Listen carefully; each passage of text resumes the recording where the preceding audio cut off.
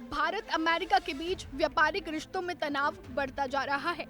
27 अगस्त की आधी रात से अमेरिका ने भारत पर 50% तक टैरिफ लगाने का ऐलान कर दिया है।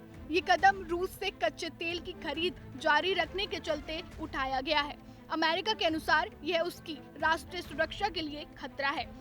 इस फैसले से भारतीय व्यापारियों, उद्योगों और करोड़ों कामगारों पर गहरा असर पड़ सकता है। 27 अगस्त को देर रात 12:01 पर अमेरिका ने भारत पर 25% अतिरिक्त टैरिफ लागू कर दिया है। यह पहले से मौजूद 25% टैक्स के साथ मिलकर कुल 50% हो गया है। जब अमेरिका में यह लागू हुआ तब भारत में सुबह के 9:30 बजे थे। अमेरिका के डिपार्टमेंट ऑफ होमलैंड सिक्योरिटी ने भारत को भेजे गए नोटिस में कहा है कि रूस से तेल खरीदने पर ये दंडात्मक कार्रवाई की गई है। इतना ही नहीं, अगर भारत ने कोई सामान 1 सेकंड की भी देरी से अमेरिकी सीमा में पहुंचाया तो उस पर भी यह नया टैक्स लागू होगा। इस टैरिफ का सबसे गहरा असर भारत के कपड़ा उद्योग पर पड़ेगा। पहले जहां कपड़ों पर 9% टैक्स लगता था, अब ये 59% हो जाएगा। रेडीमेड गारमेंट्स पर 63.9% तक टैक्स लगेगा। इससे तमिलनाडु के तिरुपुर, सूरत, लुधियाना और मुंबई जैसे शहरों की फैक्ट्रियों पर असर पड़ेगा। स्टील, एल्यूमिनियम और कॉपर पर 51.7% टैक्स, फर्नीचर पर 52.3%, हीरा और सोना सेक्टर पर 52%, मशीनरी पर 51.3% और झींगे जैसे उत्पादों पर पहली बार 50% टैक्स लगेगा। ये सभी टैक्स मिलाकर करोड़ों लोगों को रोजगार देते हैं। नई टैरिफ दरों के लागू होते ही भारतीय सामान अमेरिका में महंगे हो जाएंगे। इसका फायदा चीन, वियतनाम, कंबोडिया, फिलीपींस और बांग्लादेश जैसे देशों को मिलेगा। अमेरिका में भारतीय एक्सपोर्ट 18% के साथ सबसे ऊपर रहा है, लेकिन अब ये देश भारत की जगह लेने के लिए तैयार है, क्योंकि इन पर 20 से 30% ही टैक्स लगता है, जबकि भारत पर 50%।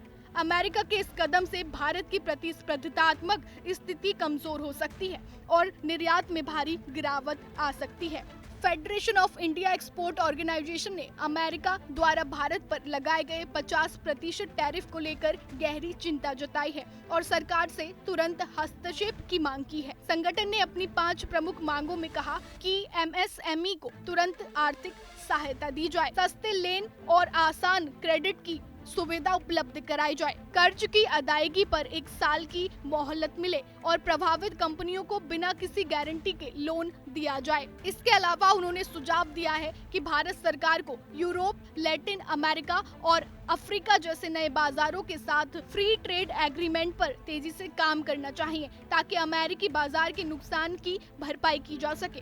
FIEO ने ब्रांड इंडिया को वैश्विक स्तर पर प्रमोट करने की भी अपील की है, जिससे भारतीय उत्पाद अंतर्राष्ट्रीय बाजारों में ज्यादा प्रतिस्पर्धा बना सके और देश की अर्थव्यवस्था को मजबूती मिले।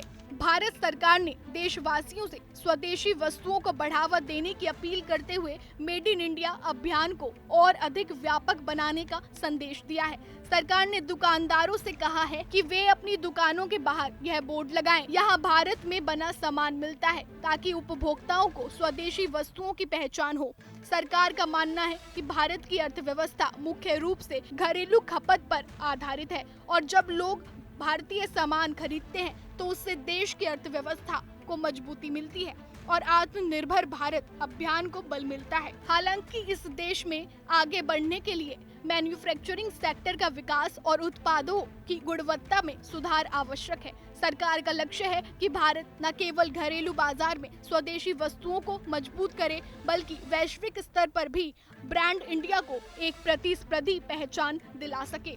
भारत पर अमेरिका द्वारा लगाए गए 50% टैरिफ ने एक बार फिर वैश्विक राजनीति और व्यापार में शांति संतुलन की बहस को छेड़ दिया है। सवाल उठता है कि अगर भारत का रूस से तेल लेना अमेरिका को खटक रहा था, तो इसकी भरपाई भारत के करोड़ों कामगारों से क्यों?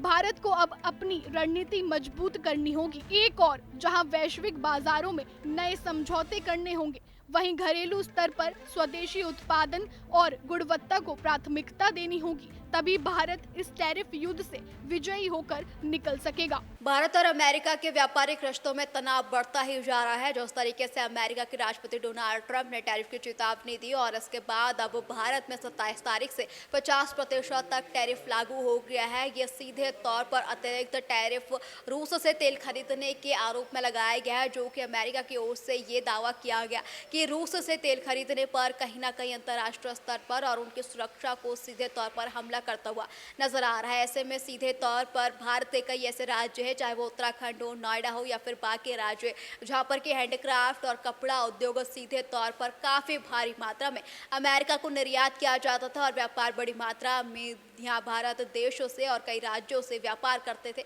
अब वो कहीं ना कहीं बिगड़ता हुआ नजर आएगा और इसमें काफी कमी भी सीधे तौर पर देखने को मिलने लगी है। चाहे वो उत्तराखंड की अगर हम बात करें हरिद्वार और इसी के साथ देहरादून की, तो वहां पर हैंडीक्राफ्ट व्यापारियों की ओर से जो माल मंगवाया जाता था उसमें कमी देखने को मिली और इसी तरह से उत्तराखंड के गाजियाबाद में भी मैन्युफैक्चरिंग में बड़ी कमी देखने को मिल सकती है, क्योंकि गाजियाबाद में करीब 25,000 करोड़ तक का व्यापार अमेरिका से सीधे तौर पर किया जाता है। अब ये देखने वाली बात होगी कि जिस तरीके से दोनों ही देशों के बीच व्यापारिक रिश्तों में तनाव बढ़ता हुआ नजर आ रहा है, वो किस ओर पड़ेगा।